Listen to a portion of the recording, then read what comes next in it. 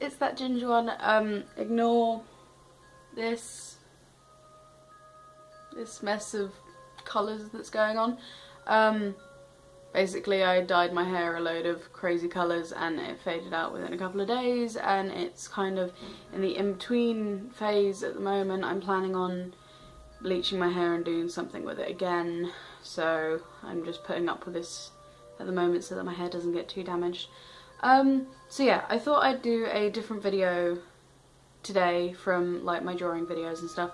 Not to say that I'm not going to be drawing anymore, I am going to continue with my series and stuff.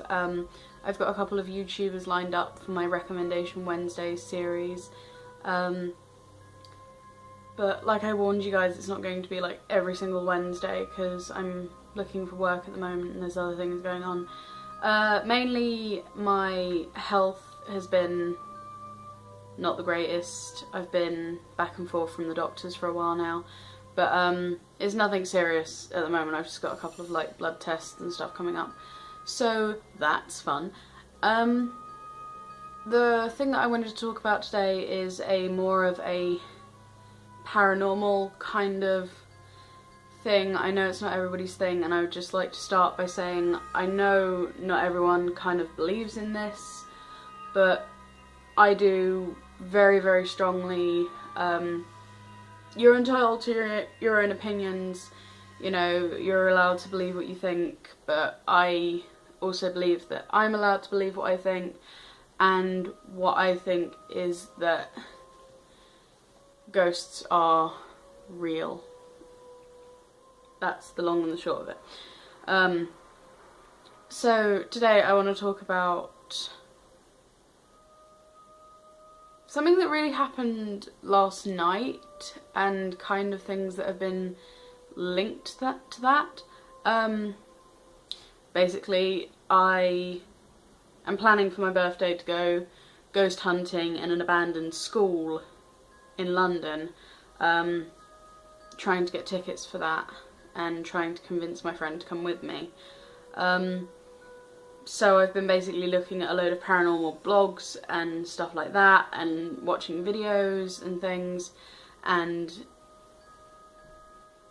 you know, so I've kind of been getting back into that sort of thing again, so that's kind of what prompted me to do this video.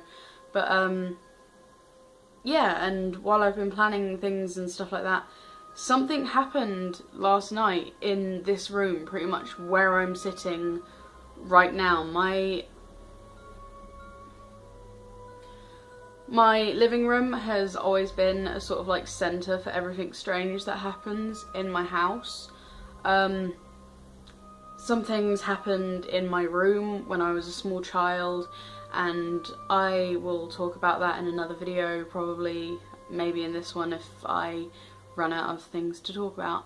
But yeah, basically most things that I've seen have been in this room in terms of what I think is in this house.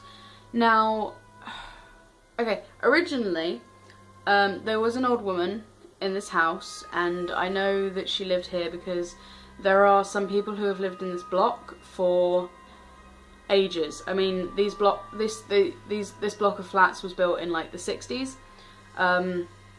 There are people who have lived in this block for a very, very, very long time, and I remember talking to one of the old ladies that lives upstairs at one point about people who had lived in this house before. An old woman lived here, and basically her children grew up, her children moved out, she had grandchildren, they very rarely visited her, and she just ended up really lonely, and she didn't really have many friends in the end, and apparently she passed away in what is my bedroom, which I think is really sad. But I've lived here since I was about 3 years old, and in the whole time that I've been here, nothing truly nasty has happened. Things have like spooked me a little bit, but nothing in the sense of like the whole like paranormal activity get out kind of thing. It's always been a very sort of, basically, you know how you can just feel when another person's there. If someone's like standing behind you, you have this sort of sense that someone else is there. I'm not explaining this too well, but you know, I can just feel someone there, and I've always been able to feel her there, and I've always been able to see her, and my dad could see her, and my brother could see her, and guests who have stayed over have seen her, and it's always been the case of like, oh, your mum was awake last night and she was like walking around. It was like really distracting because she wouldn't like stop walking past the living room door and stuff like that. And I can guarantee that like it wasn't my mum. The figure that you see walking like past you is not my mum. At the time my mum was a lot bigger. The old woman, she wears a long white nightie, a lot like my great nan used to wear.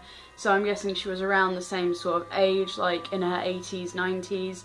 And you don't always catch a glimpse of like the whole person. You sometimes see like the hem of the skirt sort of like swish past, or just, it's what I see basically. And I've had people stay around and like they normally sleep in the living room, and then the next morning I'll be like, oh, how did you sleep? And they'll have that sort of thing about it, and I was just like, what's up? And they're like, look, I need to talk to you. And like, I've had a couple of boyfriends where my parents have made him sleep in the front room, and they've been like, listen, I saw something last night, I don't want you to call me crazy. And it's just like, no, I completely understand. There is someone in the house, and it's made a couple of people really uncomfortable before, like they refused to sleep in the front room after that. And I'm like, look, if she didn't want us here, she would have let us know. Like, she would have let us know that she doesn't want people there. But I kind of like, I had this view when I was younger that if she didn't want us there, she would let us know. And because she was so lonely before she died, that she kind of like accepted us as her family in a way, because my family was incredibly happy, like especially when my dad was alive. Like, you know, it wasn't like a horrible family environment. There was no sort of like abandonment problems and stuff like that. So I kind of feel like we sort of replaced the thing that she was missing, and the thing that was sort of keeping her there was the whole thing of like, well, she'd always been there and she'd always felt on her own, and that no one was paying attention to her. So I don't think she kind of fully accepted what had happened. But a really funny thing, like, since my dad died, my dad passed away June 2014, like last year, and a really strange thing happened. Like around the time that he died, I stopped feeling her presence, and it was like quite a distinct presence to me, because I've had a lot of experiences in other places, and I kind of knew what she felt like. She was this sort of comforting, mothering kind of like... Sorry, my dog has decided to mount the thing next to me, and she's just licking her lips constantly, and it's really distracting. But anyway, so yeah, so I kind of knew what her presence felt like, and I got really used to it. And when my dad passed away, like, that feeling sort of ended. Like, I couldn't feel it anymore. Like, the house didn't feel empty though, that was the thing, but I couldn't feel her there, and I wasn't hearing anything from her. And I know a lot of people say, like, sort of when someone so close to you passes away, you kind of look for things that happen and stuff like that. And things did happen that made me think that maybe my dad was there, and like, people were going to me, oh, it's just because you really, really miss him. And to be honest with you, the things that I was experiencing are not things that I would associate with my dad, apart from one thing, and that kind of let me know that it was him. Basically, the sort of things that I hear are just sort of like footsteps in the kitchen, rustling of bags, going through cupboards and stuff like that. And because I have like major problems sleeping, like, I'm always sitting in the front room, and I always hear like when people get up and people go to the kitchen and stuff like that. And I could hear someone rummaging through the kitchen like every single night. And I knew it wasn't my mum and I knew it wasn't my brother, because I would sit there for, like, if I heard someone in the kitchen, I would sit there for like the next 20 minutes staring at the door, waiting for them to walk past, and like the lights had not come on or anything. So I was just like, well, you know, either my brother's searching in the dark for biscuits, or, you know, it's something else. And a habit that my dad used to have was that he would sleep eat. Like, he wasn't a huge guy, he was like really, really skinny and really like sort of athletic and stuff.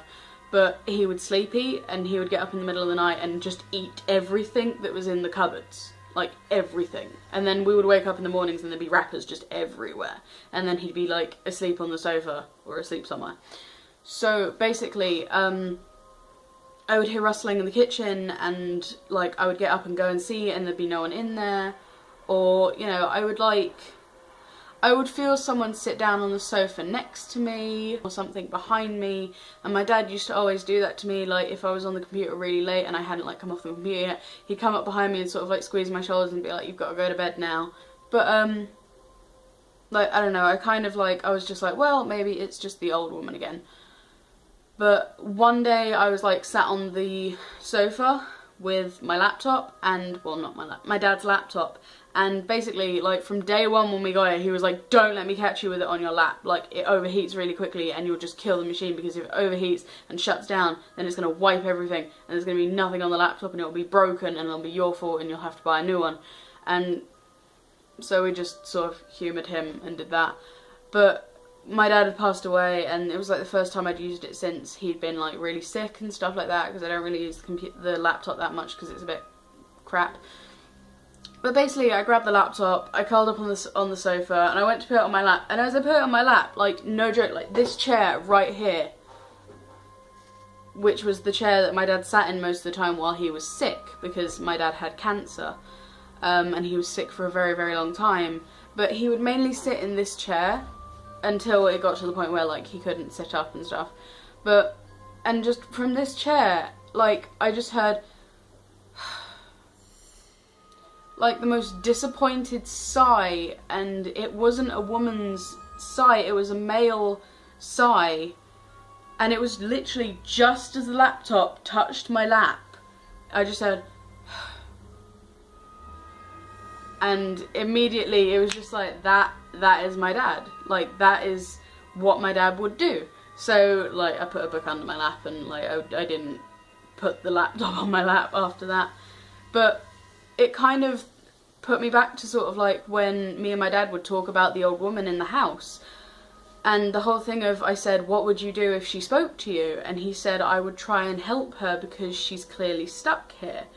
Because, you know, he always had the idea of these spirits moving on, whereas I've never been one for sort of like thinking that spirits move on. I kind of think that it's a residual thing left over after people die. It's a complicated thing to get into, but basically he was like, I would try and help her along, and I would try and talk to her and help her come to terms with things. But yeah, so I kind of think that my dad kind of helped her along in a way, because I can't feel her anymore, and I don't have anything that she used to do happen anymore. She used to move cushions and change the radio, and, you know, she'd just wander around in the middle of the night, not doing much. And now I have like shuffling footsteps in the kitchen and rustlings of bags and sighs and stuff like that. So I don't know, I think my dad kind of replaced her. It wouldn't make sense, because like my dad didn't get buried, my dad got cremated, and now my dad's in an urn in the cupboard because my mum's not too sure what to do with him. There are bits of him scattered around everywhere. There's part of him scattered at his favourite fishing lake. All his friends have like a part of him in like a small glass bottle or something like that with them, and they all keep him close, which I think is a really beautiful thing, because my dad was never in one place. My dad was always out and about, always with his friends, always doing something with someone, and I just think it's a really nice thing. But the majority of him is still here, and you know, if there was anywhere that he'd want to be, it would be with his family. So I don't know, it kind of makes sense. But that's not why I wanted to make a video today. Why I wanted to make a video today was because last night basically I was really ill yesterday, so I didn't get up until, like, I had a nap, and the nap turned into sleeping until 9 o'clock in the afternoon. So I didn't really sleep last night. But I'd gotten rest, so it wasn't like a tiredness thing. And I was basically just sat here on the computer, and I'm getting it now, like, sitting here, there's always a cold breeze for me. Like, there are no windows and no doors open on this side of the flat because I just took my dog out for a long ass walk, and I closed all the doors and, like, the balcony doors and all the windows and everything just to make sure things were okay before I went out. So there's nothing open. There is one window there, so it would make sense for the breeze to be coming that away, not that away. And it's always just like on my arm and on my leg. Like, it doesn't blow my hair or anything, and it like really gets to me sometimes. But last night it got so bad, like all of a sudden I just couldn't move. Like, I could not move, and I could hear things behind me, and I could see shadows moving in my peripheral, and there was just the feeling of something was there behind me, and my whole body just filled with this whole sense of don't turn around, don't turn around, don't look at it, don't turn around. And I don't know what the hell it was, because all of a sudden it just stopped. And immediately, like, I didn't even want to turn around. I was still so scared. I turned around, there was nothing there. Like, my dog wasn't even in the room. My dog had like shut itself in my mum's room. So there was nothing in this room. There was nothing that could have been causing those shadows, because all of the lights were off, like, behind me, because I was watching a film. And it was absolutely terrifying. Like, I don't know what it was, and I've never felt that in my house before. And it really freaked me out. Like, I don't know. I don't know what I'm gonna do if it happens again. Like, it really, really freaked me out. And see, I don't know if it's my dog doing stuff or I can actually hear things at the moment, because my dog's like pretty active. Sorry, all of a sudden. She should be asleep right now. But basically, I don't know what that was last night, and I'm quite freaked out by it. I might do a couple of videos on after this, just talking about my experiences, but I won't upload them if people genuinely don't want me to. But comment down below if you want me to talk about this more, because I am way more than willing to talk about this kind of stuff, because you know, it's something I feel really passionate about, and it's something that's really getting to me all of a sudden, especially after like what happened last night as well. And I feel like talking about it sort of helped me cope with it a bit better, because sometimes, yeah, it gets to me. Like, other times I can be really comfortable with like feeling a presence there, but other times I can just be like, no, don't want this, don't want anything near me, need to get away, it's bad. But yeah, no, so I will record other videos for the purpose of continuations of this. I really do hope that some people like this video, because I do like, yeah, I like this kind of stuff. I like the whole spooky aspect of things and stuff. But yeah, I have no idea what that was last night. If anyone else has felt like, if anyone else has had like experiences like that, please, please, please let me know. I would absolutely love to talk to someone about this. You can find me on Twitter, you can find me on Tumblr, although I'm not on Tumblr as often. You can find me on Facebook. What is my phone doing? Okay, so basically you can find me on there. Follow me, like this video if you liked it. Subscribe if you really liked it, and I will do more of these videos if it gets like a good response. But yeah, so I will have links to all of my various accounts down below in the description. Yeah, I hope I can talk more about this with you guys. If not, I will see you next time. Bye!